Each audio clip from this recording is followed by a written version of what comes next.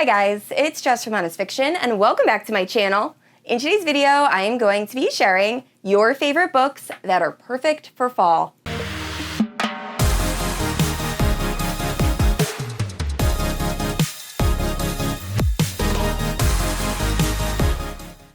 Alright guys, so if you're familiar with my channel, you know I love everything about fall. It is my absolute favorite season. Now in the fall, I love reading spooky and gothic type books, but I know there are a lot of people out there that prefer more cozy and autumnal type reads during the fall. So I asked over on my Instagram for you guys to tell me your absolute favorite fall book, whether it has all the fall vibes, it's atmospheric, it's dark academia, etc.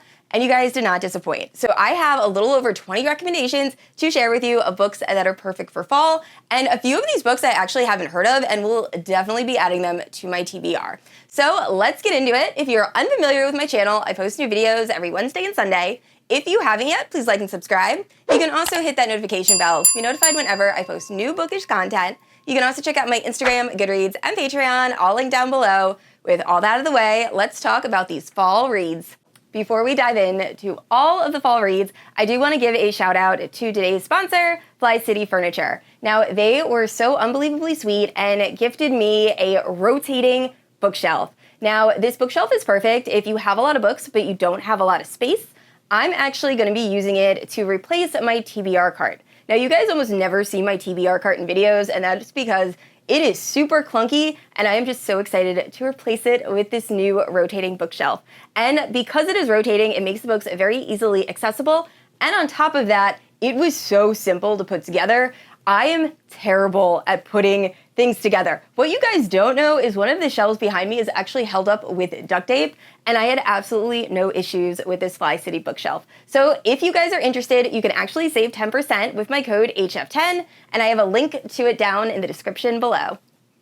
Alright guys, so first up is a graphic novel. It is Pumpkinheads. This book is absolutely adorable. It is following Deja and Josiah. Now, Deja and Josiah are seasonal best friends. They work at this pumpkin patch every year and have become really close. Well, they are finally seniors, and Halloween marks their last shift at this pumpkin patch. And while Josiah is very melancholy about the whole thing, Deja decides that they are going to go out with a bang. They are going to have an adventure on their last shift, and Deja is determined to hook up Josiah with the girl of his dreams that he's been crushing on. So I actually read this book a few years ago, or graphic novel, a few years ago during Summerween, and I remembered absolutely loving it, and I completely forgot about it. So thank you so much, whoever recommended that on my Instagram, because I am definitely going to be rereading it this year. And the next three books I'm actually going to lump together because they are all part of the All Souls Trilogy by Harley LaRoux. Now, if you're unfamiliar with this trilogy, fall is the perfect time to pick it up. All of the books feature demons and witches and ancient gods,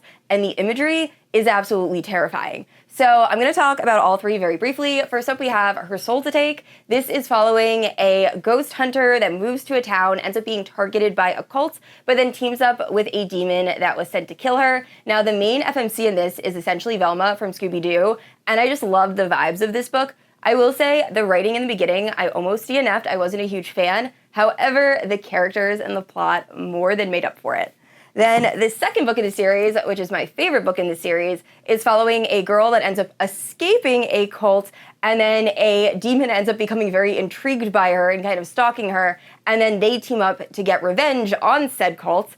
This one is super spicy, super dark. Once again, some of the imagery talking about the demons like circling this house, I was absolutely terrified because I remember I read this actually on vacation and I was home alone and I was very scared. And then last up is actually one I have not read yet. It is A Soul of a Witch, I believe. And all I really know about this is we are following a witch who I think teams up with a demon to take down the Cthulhu type god that's featured in all the other books. So please, if you have not read this series, it is so good. And once again, perfect for fall. Okay, so this next book, an overwhelming amount of you said The Pumpkin Spice Café. Now, I have seen this book floating around TikTok and Bookstagram and BookTube, and you know when a book is really overhyped and you're almost too nervous to pick it up? that is how I feel about the Pumpkin Spice Café. But if you're unfamiliar with the plot, it is a small-town, grumpy sunshine romance. We are following Jeannie, who is very unhappy at her desk job and decides to seize the chance at happiness when she inherits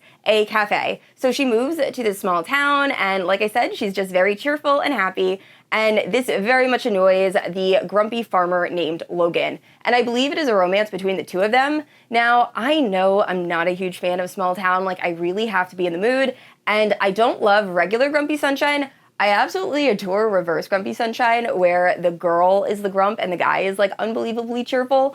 But other than that, I don't read a ton. So let me know if you've read this. Is it worth the hype? Because I am just so curious. And this next book is one that I had never heard of. However, it seems like a book I would really enjoy. It's kind of like a paranormal historical fiction. So it is The Inheritance, and this is by Nora Roberts. It is following a woman named Sonia who ends up inheriting a house from her uncle that she didn't know existed. And when she moves in, she finds out that the house is actually haunted by a woman who was killed on her wedding night. So in order to stop this haunting, she has to delve into some dark family secrets and figure out exactly what happened. And it goes from there. Now, I haven't read a ton of Nora Roberts' books. I know I did read one fantasy romance series that she read, and it was wild, but it was a pretty good time. So I definitely want to check this one out soon. And next up is Written in Red by Anne Bishop. This is another book I have never heard of. However, I really need to start picking up Anne Bishop soon. Every time I do one of these type of rec videos, someone recommends an Anne Bishop book, and I don't think I've read a single one of her titles yet. But this seems perfect if you like paranormal romance. It features both werewolf, vampires, and shapeshifters. But this story is following Cassandra, and she is a blood prophet, which means that when her skin is cut, she is able to see the future. So she is being kind of contained by some sort of evil individual. We're not exactly sure who, but she is able to escape, and she escapes to the others, who I'm assuming are like paranormal creatures, and a werewolf or shapeshifter ends up taking an interest in her and offers her a job as the human liaison. And the story goes from there. So I know this is urban fantasy and adult, and it sounds like a perfect book to read in the fall, especially if you love paranormal romance. Next up, I had a few people recommend The Kiss Curse. Now, I have not read that book yet. However, I did read the first book in that series, The Hex. Now, this is the perfect book if you're looking for something very lighthearted, and it's like a witchy rom-com. So in the story, we are following Viv, and she is a witch, and after being completely heartbroken by her ex-boyfriend Reese, she ends up accidentally casting a spell on him. Now, she doesn't think anything is going to come of this. However, years later, when Reese returns to town, strange things start happening. So now Viv and Reese have to work together to try to break this curse and fix the magical ley lines, and it goes from there. So once again, I really enjoyed this. I don't read a ton of rom-coms, but this one was a standout. It was really, really enjoyable, especially the banter, and once again, perfect for this time of year. And next up, I was so surprised. Only one person recommended Butcher and Blackbird by Brynne Weaver. This is a serial killer rom-com. It was one of my favorite reads of last year. It has so many nods to different serial killers, even fake ones like Hannibal Lecter, and it was just funny. I was laughing so much while reading this, which serial killer and rom-com, it doesn't sound like two things that should go together, but oh my gosh, it worked in this book. So this is following Sloane and Rowan, who are vigilante serial killers that end up meeting up when they go to take out the same person, and then they decide to meet every year and have like a vigilante annual game where they both try to see who's the first one that can kill the serial killer, because they are vigilante serial killers. Like, they're the good guys kind of killing the bad guys. But once again, it has accidental cannibalism. It has so many crazy moments, and I just absolutely loved it. Now, I will say the second book, Leather and Lark, I didn't enjoy quite as much. It has a very different vibe, but I definitely recommend picking up Butcher and Blackbird. And next up, we have Lights Out. Now, the same person that recommended Butcher and Blackbird also recommended this, and that honestly makes a lot of sense. While these books definitely have their differences, they also have a very similar overall vibe, and I absolutely love this. I recently read this and I rated it 4 stars. So this story is following Allie, and Allie is a nurse, and she really doesn't have much of a social life. However, she is really into watching masked men, normally without shirts, on her TikTok, and she has one absolute favorite one, and one day after drinking a little bit, she ends up messaging him, and it goes from there. Now, on the opposite side, we have Josh, who is the masked man, and he has a lot of dark history. His father was a serial killer and he is just trying to get by. He also has a lot of dark desires, so when he gets that text message from Allie, he decides he's gonna act on it, and it goes from there. There's so much else that goes on throughout this book. However, I loved it. I loved it so much. Now, I will say there are some characters that when they get involved, the plot does feel a little bit messy, like there's a lot going on. However, once again, I still really enjoyed this. So please, I know this is slowly gaining a lot of hype on Bookstagram, but definitely pick it up. And this is another book that multiple people recommended. It is The Spellshop. This is a cozy fantasy romance, and I will say the cover is absolutely stunning and giving me all of the cozy autumnal vibes. Now, the story is following Keela, and she is a reclusive librarian, and then during a revolution, she ends up fleeing with a sentient plant that she named Kaz to an island that she used to grow up in, so it's like her childhood home. And when she gets there, she ends up opening a shop that uses illegal magic to make jams and things like that, and I believe she has a romance with a neighbor on the island, and it goes from there. So I know a few of my friends have read this, and I think they rated it pretty highly. I keep meaning to pick it up, but my TBR is out of control, but I'm really, really hoping to get to it in October. And next up is A Dark and Secret Magic, which is another book I've never heard of. However, I will definitely be picking it up within the next few weeks. It looks so witchy and autumnal, and I cannot wait to start it. Now, the story is following Kate, and she is a witch that lives a very reclusive life. Her cat is really her only company, and she likes it that way. Now, things take a turn when her sister asks her to host the Halloween gathering for her coven. And then things take an even worse turn when Kate's ex-boyfriend, Matthew, shows up seeking sanctuary because he's gotten himself really wrapped into the dark arts. And then, on top of all of that, Kate ends up finding this tome that is all about dark magic, and to make matters worse, it is written in her mother's handwriting, who has recently passed away. And the story goes from there. But I do want to read this blurb that I saw at the end of the Amazon review, because it sounds so good. It says, A Dark and Secret Magic is a celebration of Halloween season and a love letter to anyone who drinks pumpkin spice in August and carries the spirit of a witch inside their hearts all year long. So, once again, I will definitely be picking that book up soon. And next up, two people said Legends and Lattes, which is a cozy fantasy that I've been meaning to get to. I keep putting it off, but I really need to pick it up soon. But the story is following Viv, who I believe is like a retired battle orc, and she decides that she is going to open up a coffee shop. Now, no one in this town knows what a coffee shop is, so she gets a lot of resistance, and she ends up having to team up with some unlikely allies and create some new friendships in order to make her dreams a reality. So I've had so many friends say this is such a cozy and enjoyable read. I know my friend Issa really enjoyed it. My friend Hannah from the channel Hannah Blackwell really enjoyed it. So I will hopefully be getting to it soon.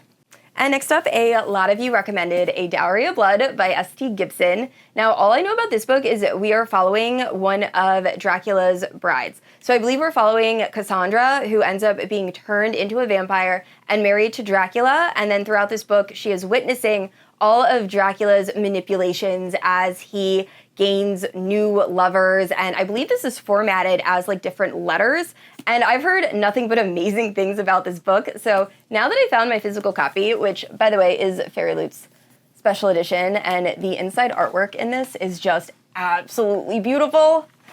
So yeah, I will hopefully be reading this soon. Honestly, I might start this next for my next read because I feel like I need to read this. I have a serious case of FOMO because everyone I know has really enjoyed this book. But another one that is perfect for fall. And next up, quite a few of you said A Discovery of Witches. Now, this is a trilogy. We are following Diana, and she is a scholar who ends up finding this cursed manuscript at the Oxford Library. Now, soon after finding it, she discovers that there are a bunch of other paranormal creatures that are searching for this particular manuscript, including a vampire named Matthew. Then Diana ends up finding out that she is one of the only people that can break the manuscript's curse, so she ends up forming an unlikely alliance with the vampire, and it is their romance.